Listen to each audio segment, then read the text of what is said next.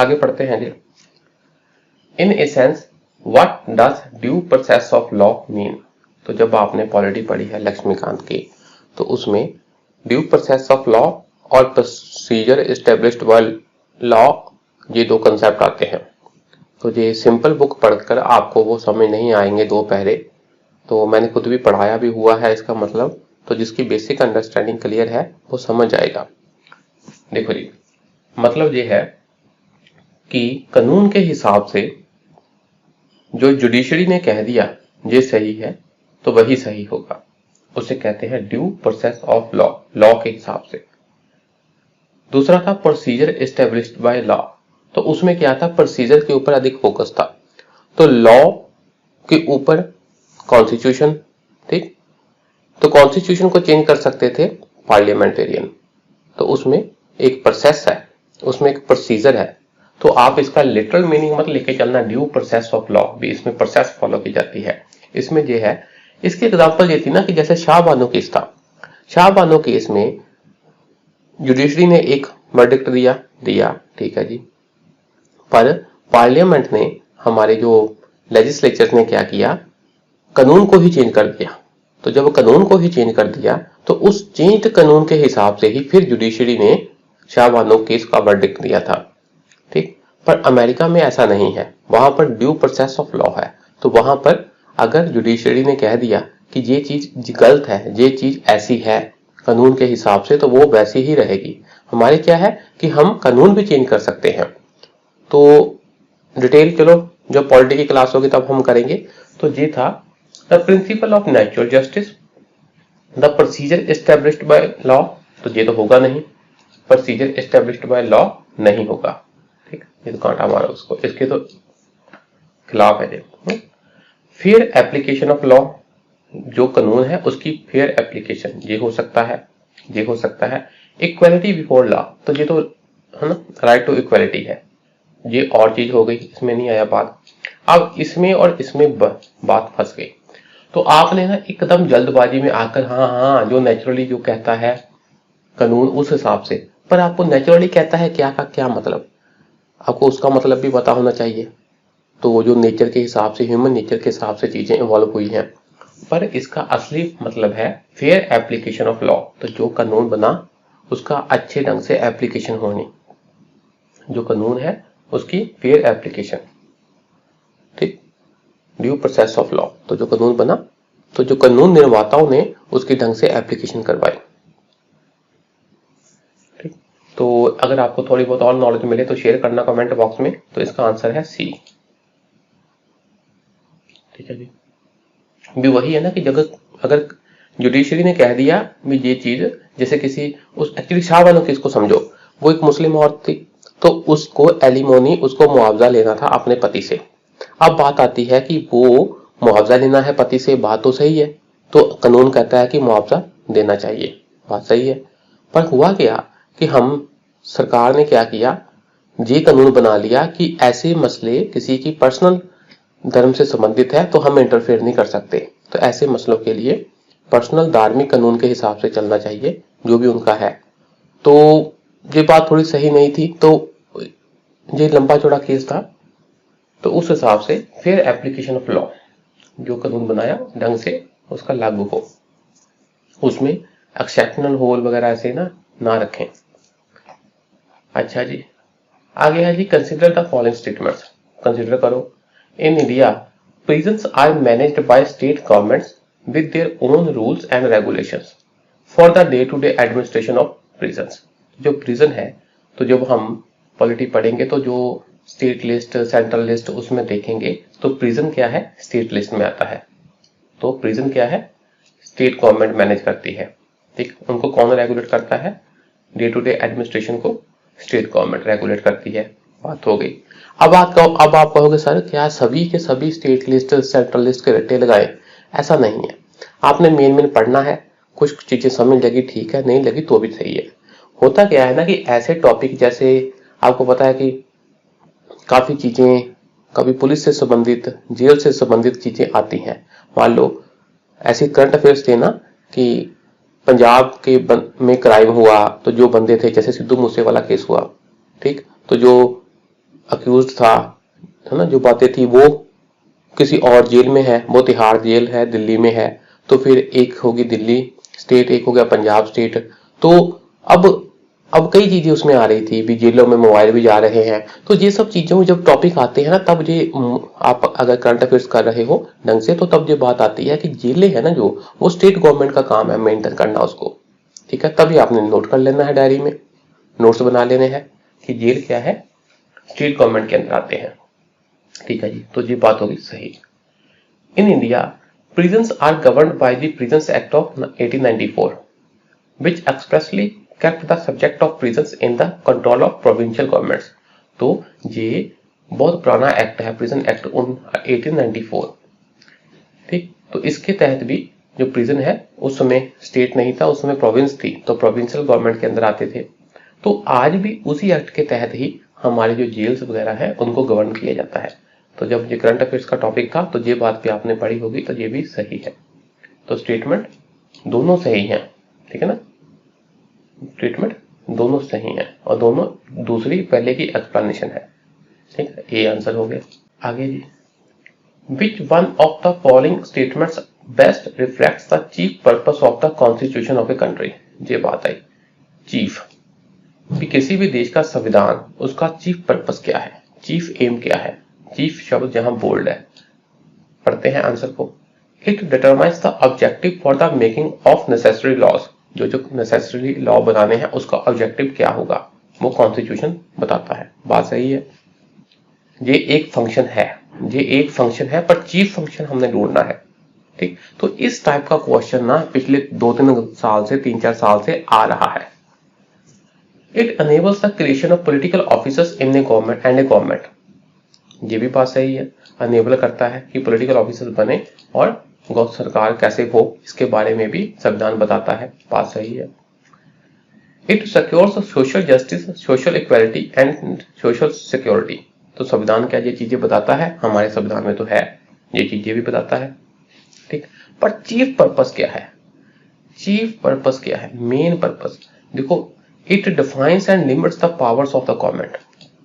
जो सरकार बन गई तो उसके ऊपर कोई चेक बैलेंस होना चाहिए, है ना। तो बेसिक ये एम है कि क्या हमारी सरकारें हैं जो कहीं वो टायरानी ना हो जाए, अत्याचारी ना हो जाए, ठीक। तो चीफ एम इसका ये है। आंसर हो गया सी। अच्छा जी, in India which one of the following constitutional amendments was widely believed to be enacted to overcome the judicial interpretations of the fundamental rights। ठीक है ना, इनमें से ये अलग अलग अमेंडमेंट्स हैं, तो इनमें से ऐसी कौन सी अमेंडमेंट्स हैं जो कि असल में क्या हुआ, जुडिशियल इंटरप्रिटेशन की फंडामेंटल राइट्स की। तो उस इंटरप्रिटेशन को ओवरकम करने के लिए सरकार ने अमेंडमेंट ले ली। तो ये बात है कि सारी अमेंडमेंट हमने पढ़नी नहीं है, याद नहीं करनी, रट्टा नहीं मारनी। और फर्स्ट अमेंडमेंट के ऊपर लगातार क्वेश्चन आ रहा है। फर्स्ट अमेंडमेंट के समय कौन हमारे देश का प्राइम मिनिस्टर था, ऐसे IR कोल्लू किससे संबंधित है, ऐसे ऐसे ना, वो 9th अमेंडमेंट से ऐसे ऐसे डायरेक्टली इनडायरेक्टली क्वेश्चन पूछ लेता है यूपीएससी। तो फर्स्ट अमेंडमेंट होगी इंपॉर्टेंट। तो आपने इसको डिटेल में अगर पढ़ा होगा तो आप पाओगे यही है, मतलब इसका आंसर हमारे क्वेश्चन का ए आंसर है, ठीक। तो इसके अलावा आपको 42nd amendment, 44th amendment, 86th amendment क्या क्या है इसके बारे में पता होना चाहिए, ठीक। ये आंसर। आगे जी, कंसिडर द फॉलोइंग ऑर्गेनाइजेशंस और bodies in India. How many of the above are constitutional bodies. इनमें से कौन कौन सी कॉन्स्टिट्यूशनल बॉडीज है। तो जब मैं क्लास में मैंने पॉलिटी पढ़ाई थी तो ये बात पॉलिटी वाला सेक्शन आया था, तो मैंने यही कहा था, ये वाले बॉडीज वाला सेक्शन आया था उसमें, तो मैंने कहा पहले बॉडीज का रट्टा लगाओ, कौन कौन सी बॉडीज कॉन्स्टिट्यूशनल बॉडीज है। उसका रट्टा लगा लिया थोड़ा समझकर, हाँ भी इलेक्शन कमीशन कॉन्स्टिट्यूशनल बॉडी है, national commission for scheduled caste, national commission for scheduled tribes, ये क्या है, कॉन्स्टिट्यूशनल बॉडीज है, ठीक। तो मेन बॉडीज का अगर आपने रट्टा लगा लिया तो जो बची तो वो कॉन्स्टिट्यूशनल बॉडीज नहीं है, बात खत्म। अब देखो, national commission for backward classes पहले कॉन्स्टिट्यूशनल बॉडी नहीं था, स्टैट्यूटरी बॉडी थी, ये कानूनी रूप से थी, पर संवैधानिक दर्जा नहीं था। तो पिछले 1-2 साल में इसको, अभी कुछ समय पहले ही इसको कॉन्स्टिट्यूशनल स्टेटस मिला है। तो ये क्या है, कॉन्स्टिट्यूशनल बॉडी होगी। पर human rights commission, law commission, consumer dispute commission, redressal, ये सारे क्या है, कॉन्स्टिट्यूशनल बॉडी नहीं है। बात खत्म। आंसर क्या हो गया, ओनली वन, एक ही है आंसर, ए। तो अभी तक हम देख रहे हैं कि हाँ भी ठीक ठाक, अगर जो सिलेबस है, सिलेबस के हिसाब से ही चीजें, प्रीवियस ईयर क्वेश्चन के हिसाब से ही बातें चल रही हैं। आगे आओ। कंसिडर द फॉलोइंग स्टेटमेंट्स, फिर स्टेटमेंट दे दी। कहता है if the election of the president of India is declared void, अगर प्रेसिडेंट का इलेक्शन ये घोषित कर दिया भी हाँ भी इलेक्शन सही नहीं है, मान लो 4 महीने रहा प्रेसिडेंट हमारा, चुनने के बाद 4 महीने कोई प्रेसिडेंट रहा और चौथे महीने के बाद उसको डिक्लेयर कर दिया कि हाँ भी ये तो गलत तरीके से आया है, इसका इलेक्शन सही नहीं है, तो क्या उस 4 महीने के अंदर जो उसने काम किए हैं तो क्या वो सही माने जाएंगे? ठीक है ना। किसके द्वारा वॉइड डिक्लेयर किया गया? सुप्रीम कोर्ट के द्वारा, इसी के पास पावर है। All acts done by him or her in the performance of duties of his or her office of president before the date of decision become invalid, तो जो जो उसने 4 महीनों में काम किया क्या वो इनवैलिड हो जाएंगे? तो ये लाइन क्लियरली मेंशन है कि इलेक्शन वॉइड डिक्लेयर होने तक जो प्रेसिडेंट ने काम किए हैं वो वैलिड रहेंगे। लक्ष्मीकांत में ये बात, लक्ष्मीकांत वाली बुक में जो बात लिखी है, तो ये लाइन होगी गलत। Election for the post of the president of India can be postponed on the ground that some legislative assemblies have been dissolved and elections are yet to take place. देखो, प्रेसिडेंट के election में legislative assembly के जो MLA हैं उनकी भी vote होती है। तो कहता है कि अगर कुछ लेजिस्लेटिव असेंबली क्या है का इलेक्शन पोस्टपोन हो गया है ना, ठीक है ना, क्यों? क्योंकि वो क्या है, डिसॉल्व हो चुकी है, ठीक, तो वहां पर इलेक्शन नहीं हुआ है, तो क्या हम ये कहें कि भाई साहब वो बंदे जो इतनी हमारी वोटें हैं तो पहले उनको आने दो ऑफिस में, फिर ही प्रेसिडेंट का इलेक्शन होगा? नहीं, ये भी बात सीधी लिखी है, चाहे कहीं पर कुछ डिसॉल्व हो गया है असेंबली, ठीक, पर अगर प्रेसिडेंट का इलेक्शन की डेट मेंशन है तो उनको ये सब चीजें इफेक्ट नहीं करती, वो इलेक्शन होकर रहेगा। तो ये भी सीधी लाइन मेंशन की है एम लक्ष्मीकांत में, तो ये लाइन भी गलत है। When a bill is presented to the President of India, the Constitution prescribes time limit. क्या हमारे संविधान में टाइम लिमिट दी गई है? Within which he or she has to declare his her assent. जब कोई बिल जाता है प्रेसिडेंट के पास तो क्या उसके ऊपर टाइम लिमिट दी गई है कि इतने समय में आपने जो बिल साइन करके वापस देना है? नहीं, क्योंकि हमारे पास क्या है, पॉकेट वीटो है। पॉकेट वीटो का ही मतलब ये है कि हमारे संविधान में टाइमलाइन मेंशन नहीं है, तो ये लाइन भी क्या होगी, गलत। तो इनमें से कितनी स्टेटमेंट करेक्ट है? कोई भी नहीं, आंसर हो गया डी। आगे चलते हैं जी। With reference to finance bill, देखो फाइनेंस बिल हो गया एक, ठीक है ना, और पैसे से संबंधित एक स्पेशल बिल होता है मनी बिल, आपने मनी बिल पढ़ा होगा। In the Indian parliament consider the following statements, in statements को जरा ध्यान से देखो। ये भी क्या है, कंसेप्चुअल क्वेश्चन है जो लक्ष्मीकांत बुक में दिया हुआ है। When the Lok Sabha transmits finance bill to the Rajya Sabha, it can amend or reject the bill. बात हो रही है फाइनेंस बिल की, लोकसभा ने इसको दे दिया राज्यसभा को, तो राज्यसभा इसको अमेंड कर सकता है, रिजेक्ट कर सकता है। बात क्लियर है, फाइनेंस बिल सिंपल बिल की तरह है, तो इसके ऊपर राज्यसभा चीजें काम कर सकता है, बात सही है। When the Lok Sabha transmits money bill to the Rajya Sabha, अब बात आती है कि मनी बिल लोकसभा दे रहा है राज्यसभा को। इट कैन नॉट अमेंड और reject the bill, it can only make recommendations. ये क्या है, सिर्फ रिकमेंडेशंस भेज सकते हैं, ठीक। तो ये बात भी सही है कि मनी बिल के ऊपर जो राज्यसभा है वो उसको अमेंड नहीं कर सकता, रिजेक्ट नहीं कर सकता, बस रिकमेंडेशंस दे सकता है। ये रिकमेंडेशन भी लोकसभा के ऊपर है कि वो माने चाहे ना माने, तो ये बात भी सही है, सीधी सीधी बातें हैं।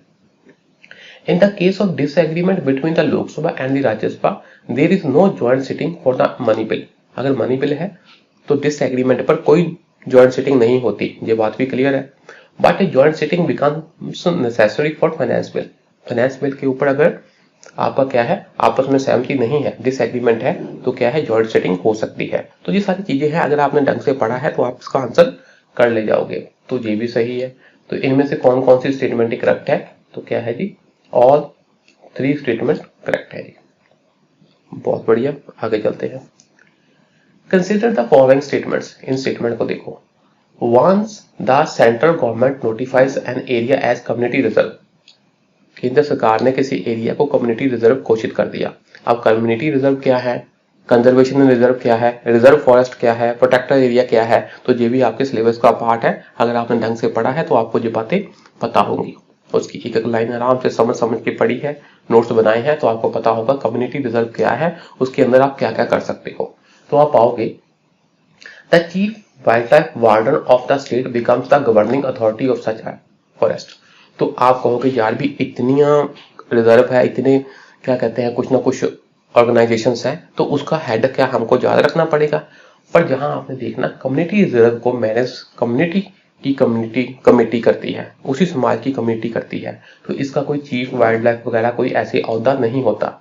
कम्युनिटी मतलब समाज, तो समाज की ही कमेटी मिलकर इसका मैनेज करती है। तो ये वाला पॉइंट हो गया गलत। Hunting is not allowed in such area, बात सही है कि हमने एक एरिया रिजर्व घोषित किया है तो उसमें हम हंटिंग नहीं कर सकते। भाई साहब बाहर वाला इंटरफेरेंस, वो भी खतरनाक वाला, जिसमें वहां के जीव जंतुओं को आप हंट कर रहे हो, तो ऐसा नहीं कर सकते, ये बात सही है। People of such area are allowed to collect non timber forest produce, तो जो नॉन टिम्बर फॉरेस्ट प्रोड्यूस है अपने जीवन निर्वाह के लिए वहां की जड़ी बूटियां या और चीजें ऐसे सूखी लकड़ियां, तो वहां पर ले सकते हो। तो जहां पर है ये डाउट, कुछ कोचिंग वाले कहते हैं कि ये पॉइंट गलत है, नॉट अलाउड है, पर मेरे हिसाब से ये अलाउड है। कम्युनिटी का है तो कम्युनिटी वाले उसको अपनी रोजमर्रा की छोटी मोटी जरूरतों के पूरा करने के लिए नॉन टिम्बर फॉरेस्ट प्रोड्यूस को यूज कर सकते हैं। इसको आपने कंफर्म करना है, मेरे हिसाब से ये सही है। कुछ कोचिंग वालों ने इसको गलत बताया है, पर मेरे हिसाब से ये अलाउड है।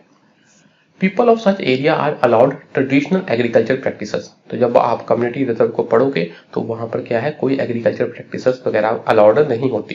तो ये भी क्या है, ट्रेडिशनल एग्रीकल्चर प्रैक्टिसेस जो हम आम करते हैं, जैसे चाहे जूम कल्टीवेशन की एग्जांपल ले लो आप, तो ऐसा तो नहीं है कि वहां के जंगल जला दिए। तो चलो जूम कल्टीवेशन कुछ एक्सट्रीम केसेस हो गया, सिंपल भी आप वहां पर ऐसे हल जोत कर ऐसे खेती नहीं कर सकते, उसको अपने रिजर्व रखना है। तो इसका आंसर होना चाहिए जी ओनली 2, 2 इसके सही हैं। कितनी स्टेटमेंट करेक्ट है जी, ओनली 2। मेरे हिसाब से तो बी आंसर होना चाहिए। ठीक है जी, तो आज के लिए इतना ही रहने देते हैं जी, बाकी नेक्स्ट क्लास में करेंगे। शुक्रिया जी, नमस्कार।